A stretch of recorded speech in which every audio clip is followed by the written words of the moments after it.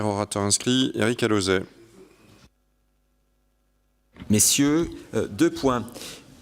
Sur la règle des 3%, si elle est caduque aujourd'hui, alors elle est caduque pour ceux qui contestent l'orthodoxie, bien évidemment, depuis longtemps, mais y compris pour ceux qui sont les défenseurs de l'orthodoxie, puisque les 3%, c'était à l'époque où il y avait 3% d'inflation et 60% de dette. Si j'en crois vos présentations d'aujourd'hui, c'est plus 3% si on reste dans l'orthodoxie, mais 2,5% si on ne veut pas augmenter la dette, voire 1,5% si on veut la baisser. Est-ce que vous pourriez confirmer ce point? Le deuxième point concerne les disponibilités des marges financières au regard de tout ce que vous avez évoqué pour investir.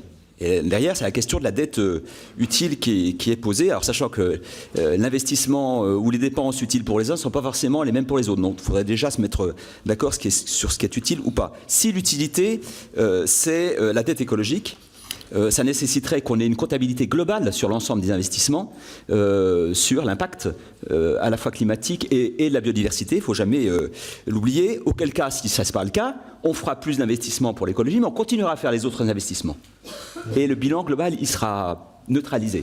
Voilà. Donc, et non seulement il sera neutralisé, mais en plus, ça épuisera nos capacités de financement ultérieures. Donc, je m'interroge là-dessus sur les repères qu'on a sur les investissements utiles si c'est l'écologie qui prime. Alors, messieurs, il y aura un peu de frustration.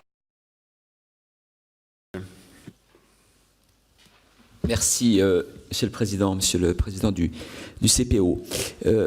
Quelques réflexions sur la taxe carbone, la justice et l'acceptabilité.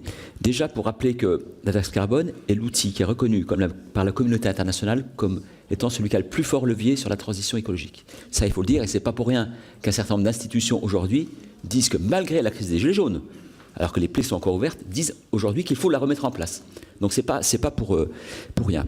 Mais si on veut partir sur un bon débat, il faudrait que chacun ait quand même l'honnêteté de dire que si on a eu la crise des Gilets jaunes, c'est pour 2 tiers liés à l'augmentation du prix du pétrole et pour 1 tiers seulement lié à l'augmentation de la taxe carbone. Parce que sinon, on repart dans les mêmes errements et le débat est mal parti.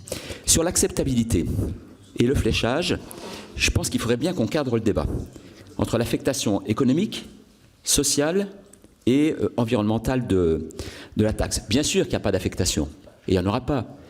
Mais juridiquement, mais politiquement, il y en a. Quand on met en place la taxe carbone en 2014, c'est clairement pour financer le CICE.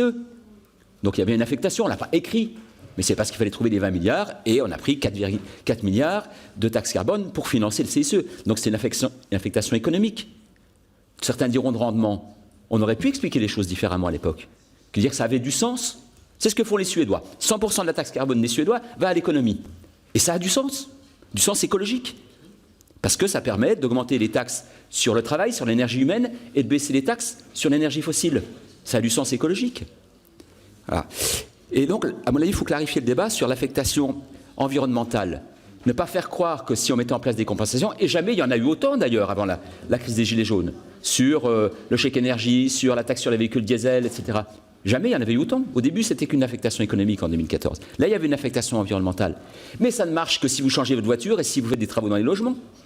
Donc on ne peut pas considérer que la compensation écologique, environnementale, est une compensation sociale.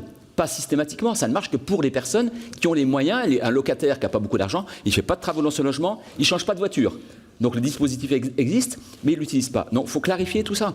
Voilà. Donc affectation économique, environnementale et sociale, c'est important. Deuxième chose, sur les compensations, sur les secteurs des transports, de l'aérien, de la navigation.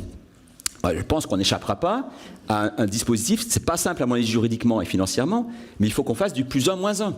C'est-à-dire qu'il faut aucun secteur n'échappe à la taxation, mais qu'il faut absolument trouver les compensations, et je sais que c'est pas simple, pour dire, bah voilà, on vous prend un au titre de la taxe carbone, et on vous rend un d'une façon ou d'une autre. Et sur le 1 qu'on vous prend, vous avez le potentiel, en faisant évoluer votre modèle économique, de le réduire. Et du coup, à la fin, vous pouvez être gagnant. Alors, je dis que ce n'est pas facile, hein, mais sur le principe, il faut partir de cette idée-là et trouver les dispositifs financiers et juridiques. Je vous remercie. Alors, Monsieur le Président.